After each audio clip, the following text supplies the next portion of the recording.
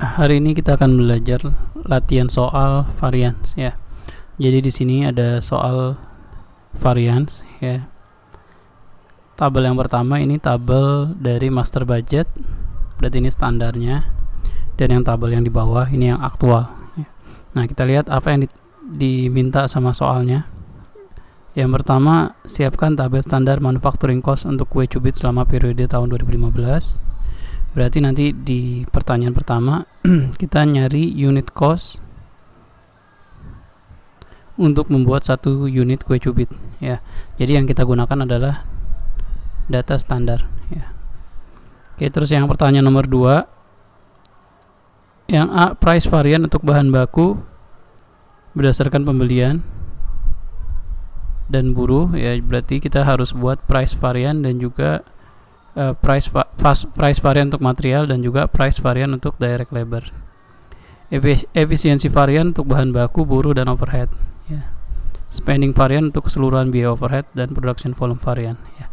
Oke, nah di sini yang kita harus perhatikan, data di aktual itu ada 2, ada data pembelian dan juga data penggunaan ya.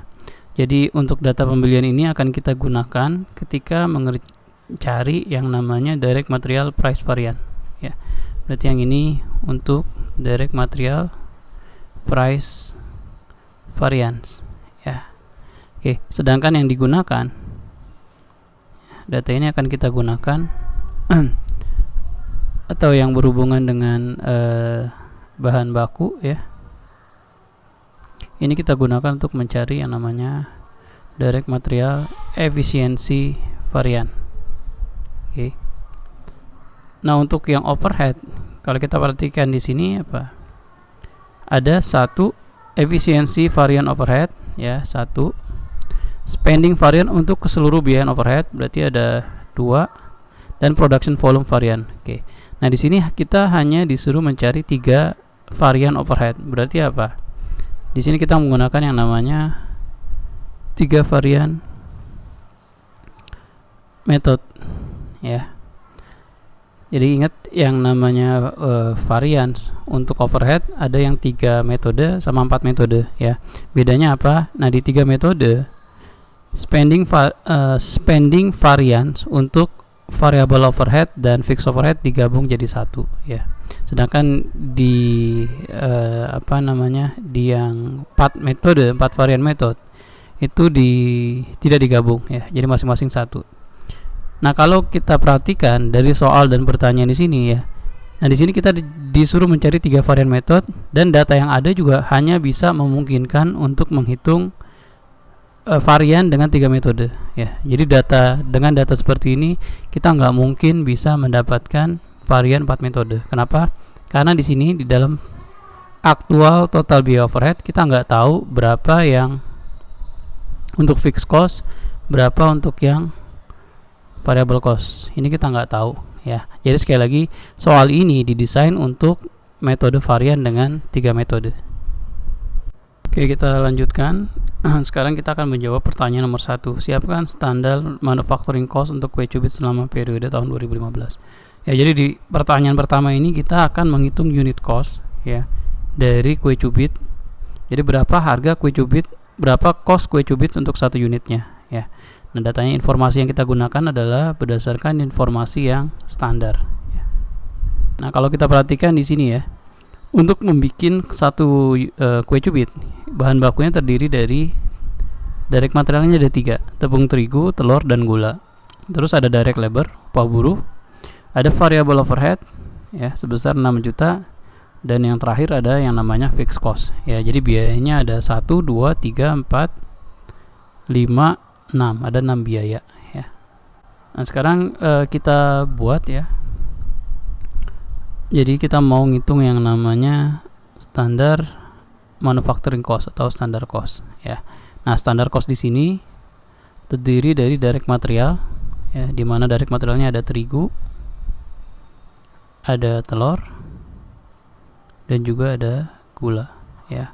Ada juga direct labor, variable overhead, dan fixed overhead ya. Jadi tabelnya itu ini namanya.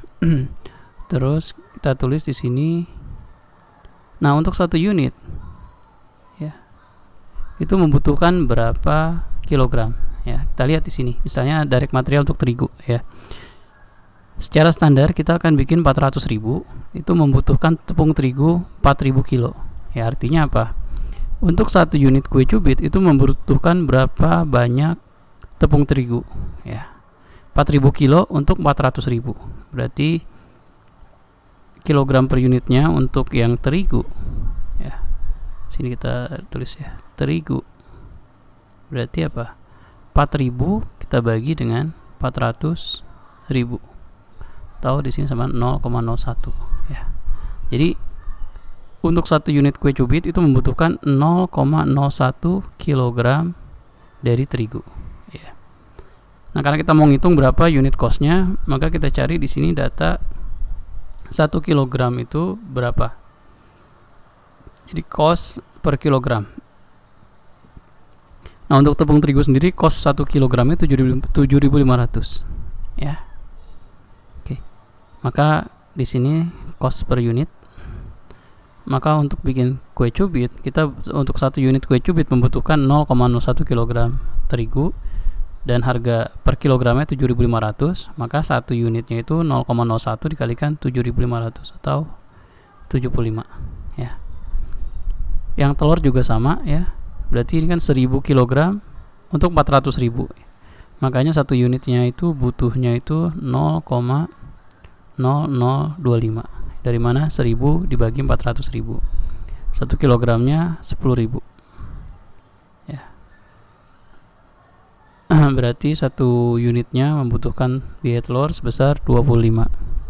Sedangkan yang gulanya itu berarti apa? 2.500 kita bagi dengan 400.000 ya. 0,00625 ya. Dan 1 kilogramnya itu sebesar 9.000 ya. Oke. Nah, untuk direct labor kita lihat di sini. Direct labor per hours yaitu sama dengan, jadi ada jam kerja sebesar 2.000 jam ya, akan menghasilkan 400.000 unit ya. Maka 1 unit itu membutuhkan sebanyak 0,005 direct labor hours ya. Berarti untuk yang direct labor 1 unitnya butuh 0,005 ya. Berarti 0,005 kita kalikan.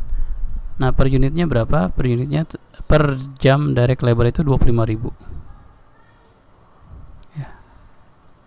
Berarti 25.000 dikalikan 0,005 sama dengan 125 ya. Nah, untuk overhead bagaimana cara alokasinya? Kita lihat ya, lihat di sini ya. Biaya overhead produksi dialokasikan ke produk berdasarkan standar jam kerja buruh ya. Jadi jelas ya, untuk overhead alokasinya itu menggunakan direct labor hours. Berarti apa? Kita menggunakan sama seperti direct labor ya untuk overheadnya.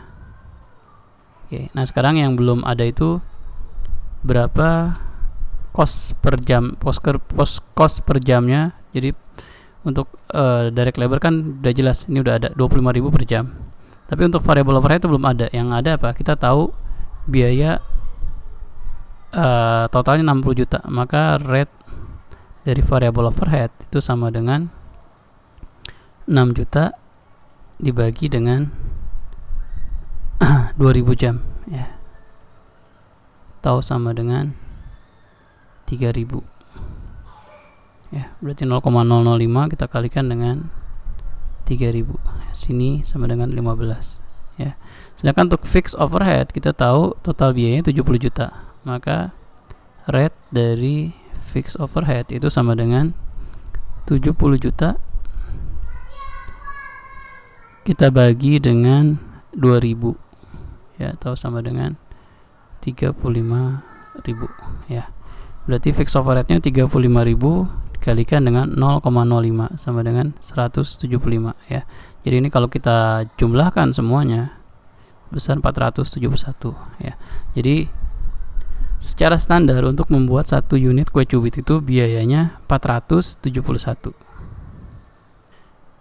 Kita lanjutkan untuk menghitung direct material variance ya. Nah, di sini yang perlu diingat apa? Yang pertama, direct material variannya itu lebih dari 1 ya. Kenapa? Di sini ada 3.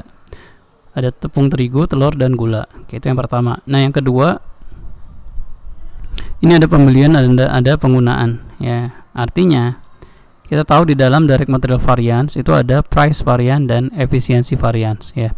Tapi kita ingat karena ada pembelian, artinya price variance itu menggunakan data pembelian ya. Sedangkan untuk yang yang efisiensi varian itu menggunakan penggunaan bahan baku ya. Nah, di sini ini saya ambil dari soal yang aktual atau tabel yang kedua. Nah, terigu misalnya standar price-nya itu 1 kg sebesar 7.500 ya.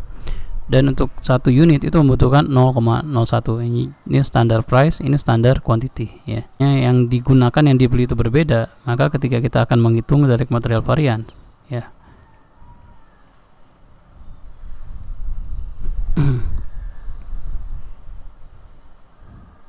Jadi nanti di sini ada aktual standar, ya. Ada juga aktual standar dan ada standar, ya. Nah, ingat di sini untuk yang di sini kita menggunakan yang digunakan, sedangkan di sini yang purchase, ya, yang pembelian, ya. Oke, berarti apa? Di sini kita akan menghitung yang namanya direct material price variance dengan menggunakan pembelian. Dan di sini kita akan menghitung yang namanya direct material efficiency variance ya. Nah, karena di sini ada 3, berarti kita tulis di sini ya. Ada terigu, ada telur, dan ada gula ya.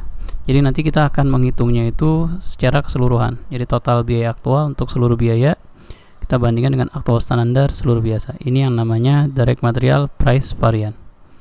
Oke, nah untuk terigu ternyata di sini kita sudah ada datanya ya. Terigu itu apa? Yang dibeli sebesar 31.775. Kita tinggal pindahkan sini. Tahu kalaupun tidak ada pasti nanti kan dikasih tahu berapa aktual yang digunakan dan berapa harga aktualnya ya. Untuk telur 9.500.000, sedangkan untuk yang gula sebesar 22.200.000. Oke, ya, ini semua ada di sini ya. Oke, nah kita ingat aktual itu kan aktual price dikali aktual quantity. Sedangkan untuk yang aktual standar berarti apa? Aktual quantity dikalikan dengan standar price ya.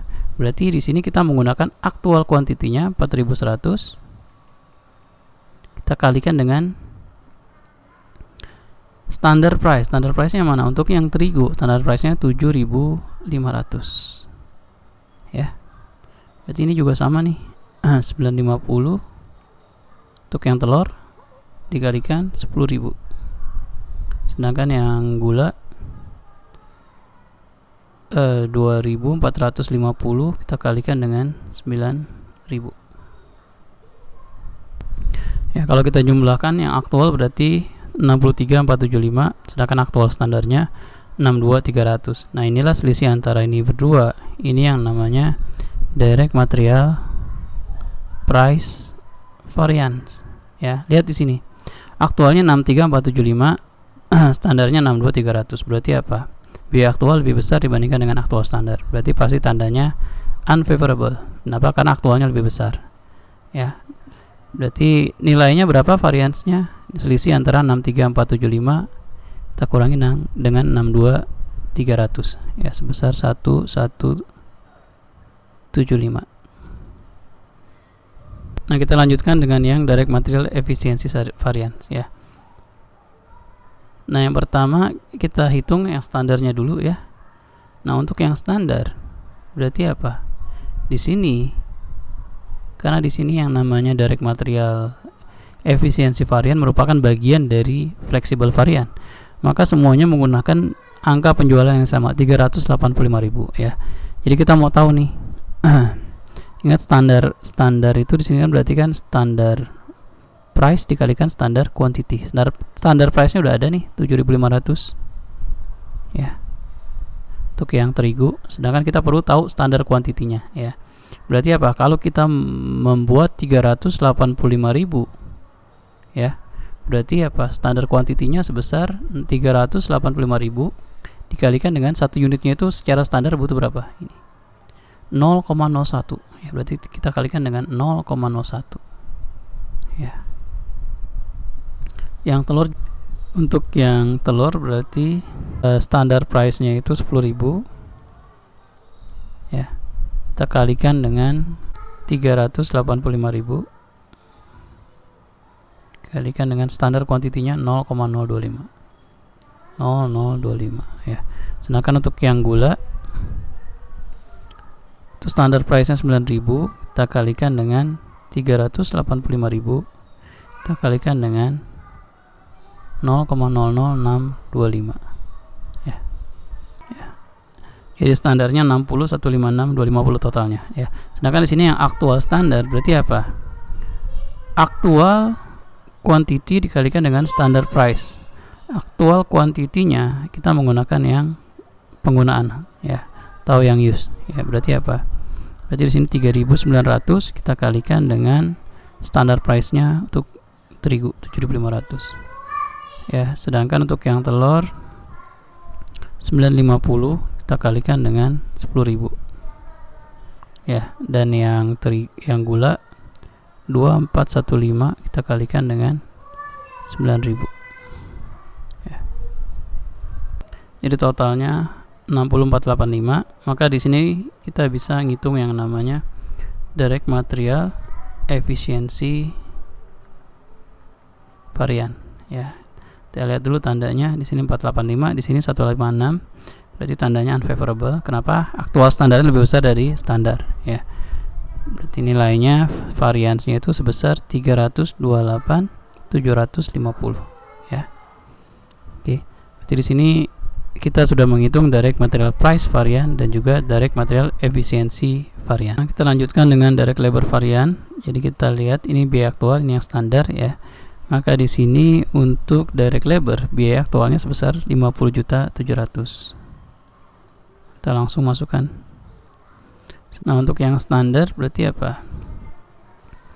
Berarti kan standar price dikalikan dengan standar quantity. Standar price-nya berapa? Untuk buruh 25.000. Sedangkan standar quantity-nya, berarti standar quantity-nya kita mau bikin dari 385.000. 385.000 kita kalikan dengan basisnya itu apa? 1 unit membutuhkan 0,005 jam kerja, ya. Maka di sini kita ketemu standarnya sebesar 48.125.000, ya. Artinya untuk membuat 385.000 harusnya biayanya itu 48.125.000, ya. Di sini aktual quantity dikali standar price. Aktual quantity-nya berapa? Kita lihat di sini 1.950 jam. Berarti tinggal kita kalikan dengan standar price-nya 25.000, ya. Atau di sini 48.750.000. Oke. Nah, ini apa? Karena di sini kan aktual quantity dikali total aktual price dikalikan dengan aktual quantity, ya. Berarti di sini ini yang namanya varian dari harga, ya. Kenapa? Karena yang beda itu aktual price sama standard price.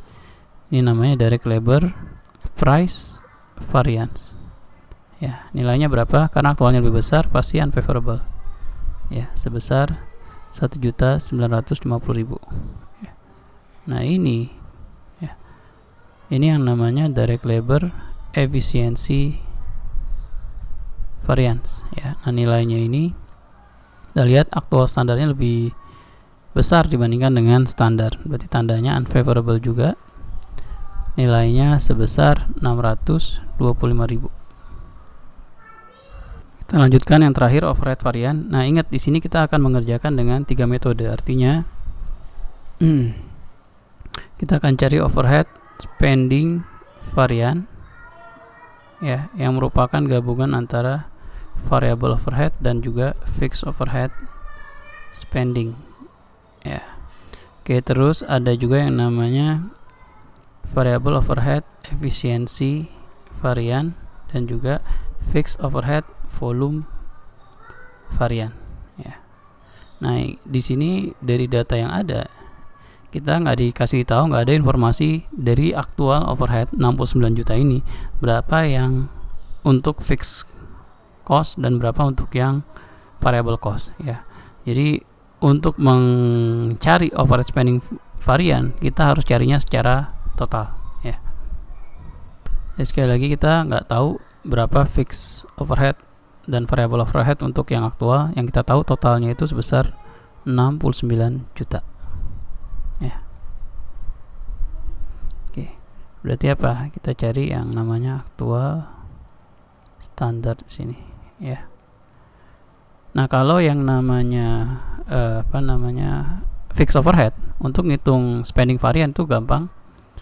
Jumlah aktual dikurangi dengan fixed cost di standar, jumlah total fixed cost di standar ya. Berarti apa? Ini sebesar 70 juta. Jadi kita nggak perlu ngitung dengan rumus atau apapun ya. Yang harus kita hitung itu yang variable overhead. Berapa variable overheadnya? Kita lihat di sini. Aktual standar artinya apa? Kita pakai aktual quantity kalikan dengan standard price ya.